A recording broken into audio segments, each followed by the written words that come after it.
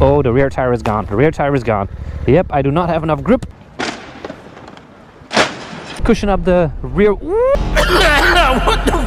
Look at that. Look at that. You guys like a little bit of view? Oh man, this little squirrel. They killed a squirrel. Ah, this is going to be a nice view video.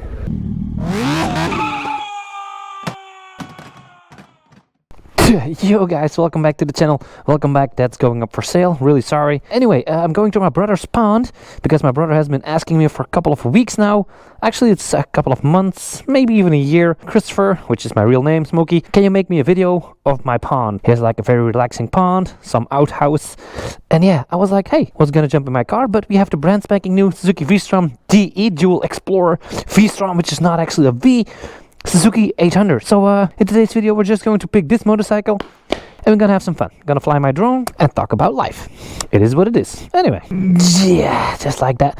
Don't mind the phone. I'm getting a phone call, but I will explain why the phone is hooked up like that. Makes no sense, I know, but I will tell you guys in a second. First, easy start button. Ah, such a silky smooth start. Calm down, calm down. Cold motors and Smokey, cold engine. Now, I could be taking the normal route on the road and be there in like 5 minutes, or I could take a shortcut. This is not a shortcut. It's more like an off-road extra route and be there in 25 minutes. Yeah, of course, I'm taking the off-road route.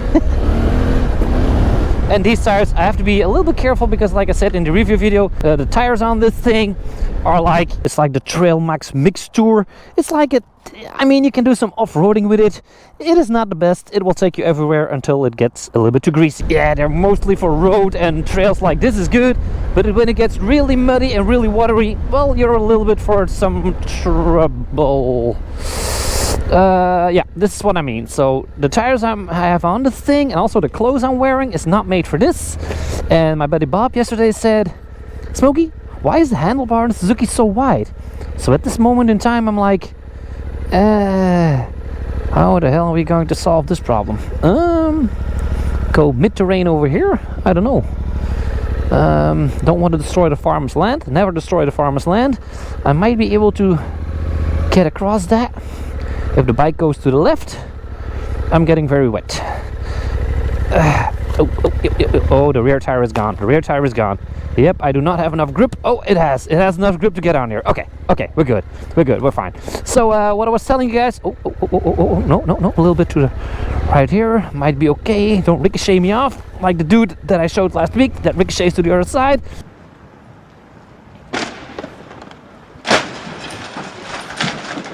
Okay, we're good. I think we're good. A little bit sketchy here. A little bit sketchy. Not too much. Oh, also greasy. Very greasy. Yeah, no problem whatsoever. I don't even have it in gravel mode, I think. The ABS is not in gravel mode.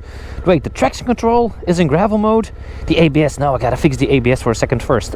Mode, press the buttons. ABS. I'm just gonna turn the ABS off. I don't like ABS when I'm doing off-road. There we go. Just as that. That's how easy it goes on the Suze. My little Suzuki V-Strom. Now,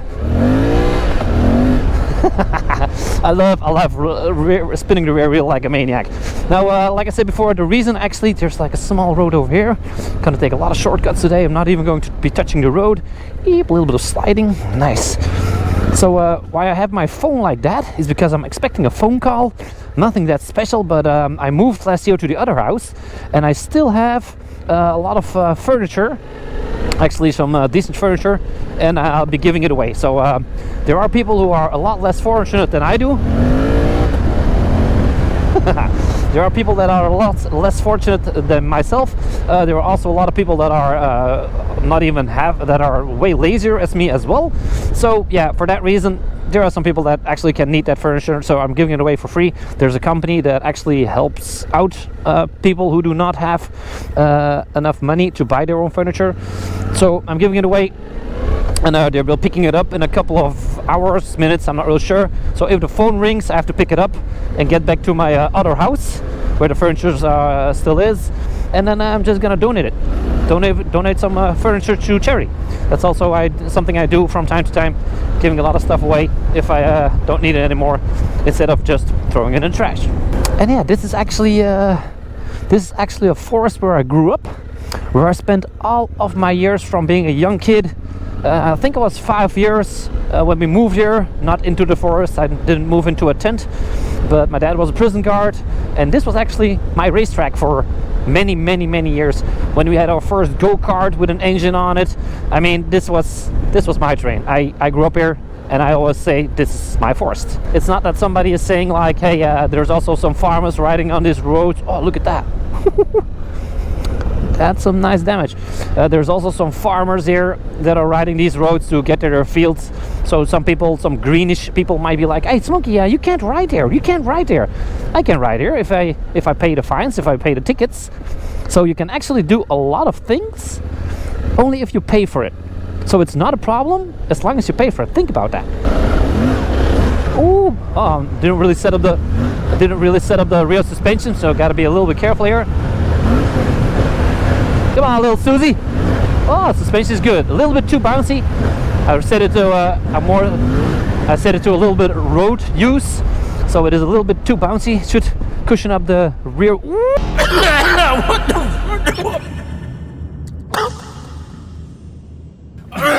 Oh shit! Ooh! I didn't see that one sticking out. Ooh, that was a close call. I'm just gonna turn the traction control off as well. I do like the gravel, but I want to turn it off too. Oh, look at that! That's how easy you can turn it off with the traction control with the Suzuki. It's like I want to have it in 1 traction control, 2 in traction control. I want to have it in 3. Nah, I just want it off. It's like bam, gravel off, and that's what some motorcycles brands also need to do. That you can turn off the traction control really fast. So when you're doing some off-road, change to the off-road mode, but it's still, for most brands, calm down, Smokey. For most brands, it's still a little bit too much work. So with these motorcycles, they're called dual explorers for a reason, that you can do 2 things with it. You can drive on the road, you can ride on the road, but you can also ride a lot of off-road. Now a lot of times, like you just seen in the video, I switch up a lot. So it's from road, off-road.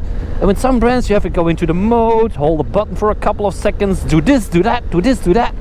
And I'm like, why aren't they just making like a simple mode, just bang, press 1 button, boop, and you're into off-road mode. That would save me so much frustration.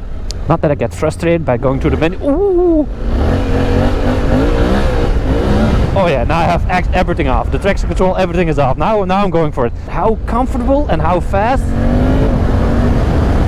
This is not a slow motorcycle, ladies and gentlemen. This is like 84 horsepower. Look at that. You guys like a little bit of fuel? I know you guys do. We're all the same. We're all adventurers here.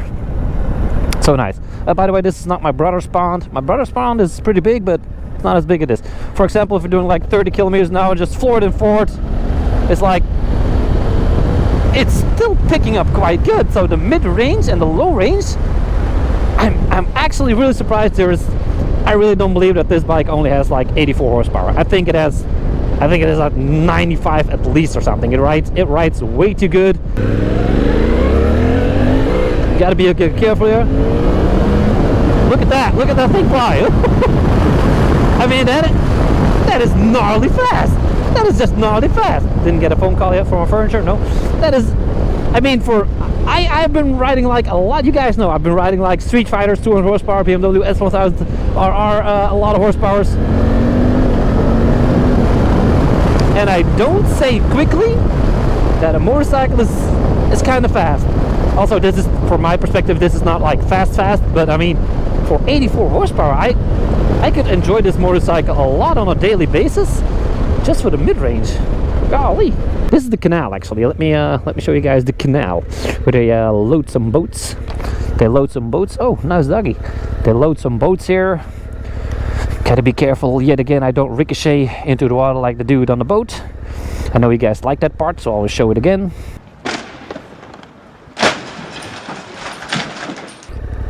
Into the water we go. They actually load boats here. Yeah. I still didn't manage to pull like really good wheelies on this thing. Oh, now I did. I still have it in A mode. I think the A mode is the most sportive mode. Let's put it into B mode. I think B mode is less aggressive. Yeah, this is less aggressive. Oh yeah. This is a lot less aggressive. Nah, I gotta put it back into A mode. That's a little thing that the Japanese actually made easy to use. They just have like A, B, and C mode.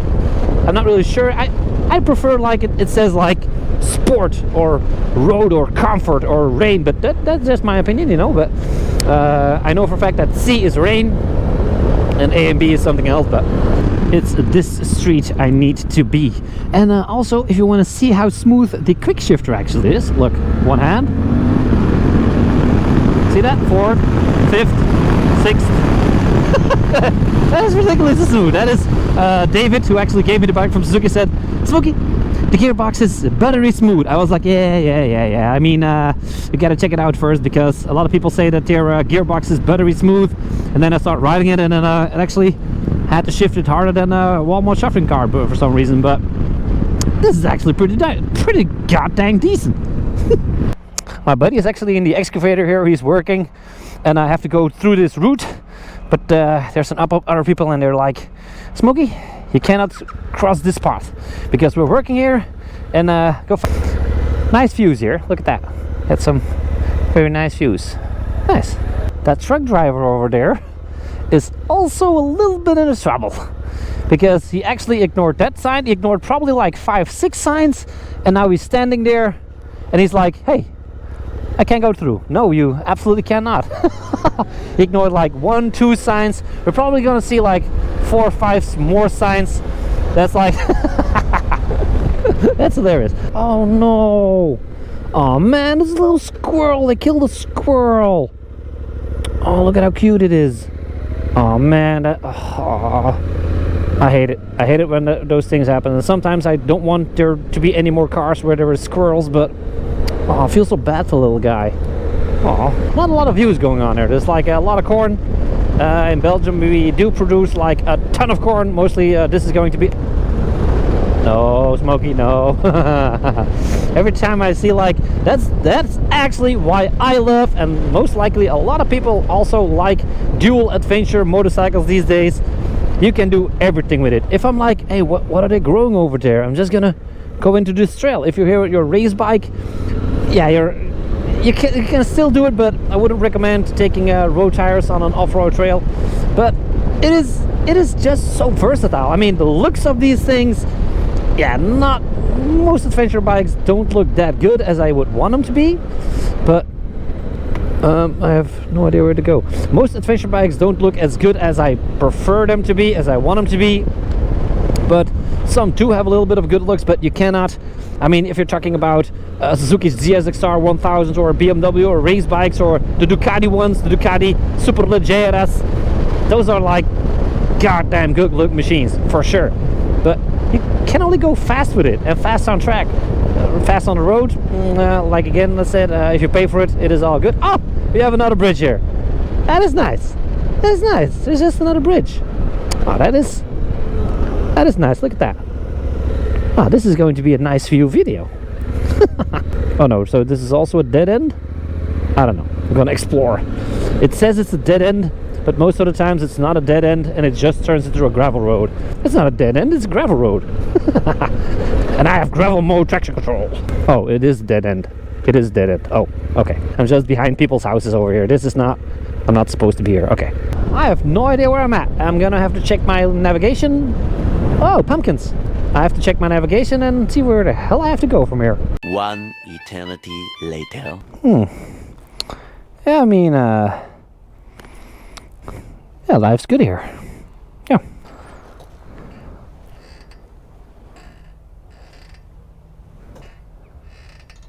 Yeah. Okay. Kind of like that. And just like that, the job is done, and we are back yet again on the road. Now, we got some pretty epic footage, I can't lie, but I would rather flying my drone here. Not flying my drone at all, just sitting by the water here and enjoying a nice meal. That is something what I love the most. Sitting by the water, relaxed, no sounds, no cars. Oh, big bird. Listening once again with candy canes and silver. Big bird, not the big bird from you know, from we call it Sesame Street. Oh, it's also in English, probably Sesame Street. Not that big of a bird, but holy cow, that was a kind of big bird. Some time ago I uploaded the video with the BMW GS, and I explained a lot of stuff about YouTube and social media and whatnot. And actually, a couple of you guys really liked that. So a small part, a lot of people also asked, asked me some questions and whatnot. So a lot of people wondered, like, hey Smokey, where the hell is the money from YouTube actually coming from? And also, how much money can you actually make with YouTube? And how much does a YouTuber make? And a lot of money, money-wise, things that need to be explained. So in this small part, I will talk a minute or two about YouTube and where the money actually comes from. So first part is where it comes from. Well, it's pretty easy, advertisement.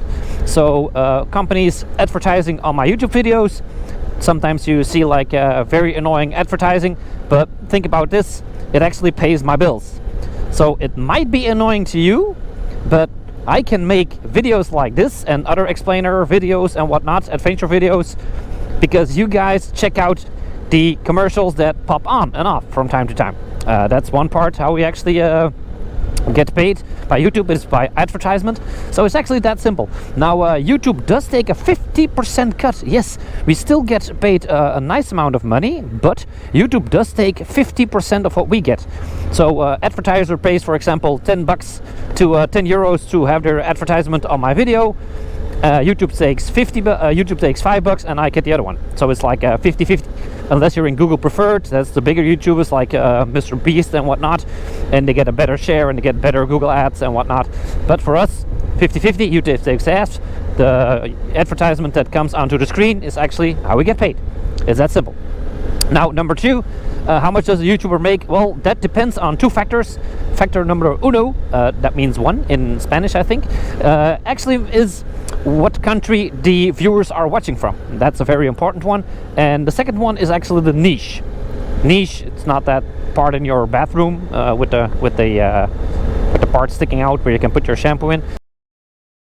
So for example, if I have 1 million views in America, it's also the country, not only the niche, but also the country, like I said.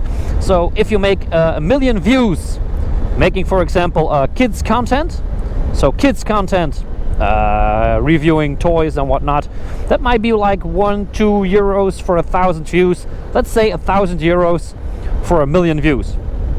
Now if you get those views in India, not in America, it might be like 50 euros. 50 euros for 1 million views in India, and 1 million views is about 1,000 euros, about 2,000 euros between that in America. The second part is, of course, not only the country where it's from, but also the niche. If you have, for example, in the motorcycle niche, you get for like 1 million views, let's just say about 3,000-4,000 euros, maybe a little bit less, depending yet again on what country they're actually watching from. And for if you make like dog content or kids review stuff, it may be even half. It's going to be like 2,000 euros a month. If you're making like financial stuff, the stuff with all the money involved, where the big bucks are, you can get like 35 to 50 euros for 1,000 views. That can be like even 25,000 euros to even 50,000 euros or $50,000 even for just 1 million views. But that's, like I said, that's the financial sector. If you're making financial videos about, I don't know, loans, homes, houses, rents, stuff like that, the real financial stuff, yeah, that's where the big bucks are. But I am not smart enough to make content for that, so that's a little bit of a problem. I record a lot of supercar Smokey videos over here, and so yeah, that's actually how easy it is. So motorcycles versus dog toys versus kids review videos and whatnot, and also the country where people are actually watching from. So the advertisers pay advertisement on the video, depending what country the audience is watching from, and depending what niche it is, what subject it is. It can go all ways. You can get like 50 euros for 1 million views. You can get like 50,000 for 1 million views. It's all over the place. But for riding motorcycles, because a lot of you might be interested in starting a YouTube channel as well, riding motorcycles, I'm doing a thing. I still have a lot of people, like 15-20% I have views from India. Thank you KTM for that. A lot of views from India. So I get like around $3 for like 1,000 views. So if I get like 1 million views, it's going to be a little bit more. When I get more views, I get better advertisements and whatnot, so it can change a lot. But at this moment, like I said, it's about €3 for 1 million views, 3,000 for 1 million views. I'm doing around 500,000 views a month, uploading 2 videos each week, just doing my business, riding around, making some adventure videos, not really focusing on the type of content, just having fun here. And at this moment I'm making like about 1500 euros a month. So 1,500 euros, riding my motorcycle 2 times a week, having fun, reviewing new motorcycles. So it's almost like a monthly wage, and I can't complain about that. For the time I spend on the channel, the videos I make, having a lot of fun talking to you guys, answering questions. If you have a question about YouTube, always let me know in the comments or whatnot. I can answer there as well. But like I said, riding motorcycle, like a monthly wage, riding motorcycle 2 times a week. And I can ride my motorcycle a lot more. I could make a ton more videos, but I don't want to stress myself out. Not doing it for the money anymore. If I just can be at the waterside, have a little lunch, I'm fine with that. So yet again, a couple minutes about social media. How much does a YouTuber make? Can go all ways. And that is that. And just like that, we are back home. Nice day, nice ride. Life of Smokey. Anyway, thank you all yet again for watching. Make sure you subscribe, like this video, and I'll see you guys in the next one. Cheers, try safe, peace. If you want to know all about YouTube, just go to smokeytube.com, and if you want to see the next video, it is right over here. If you want to see my most favorite video, it is right over there, and subscribing is like done over here somewhere, I don't know. Anyway, thank you all for watching yet again. Now just click on that one and that one.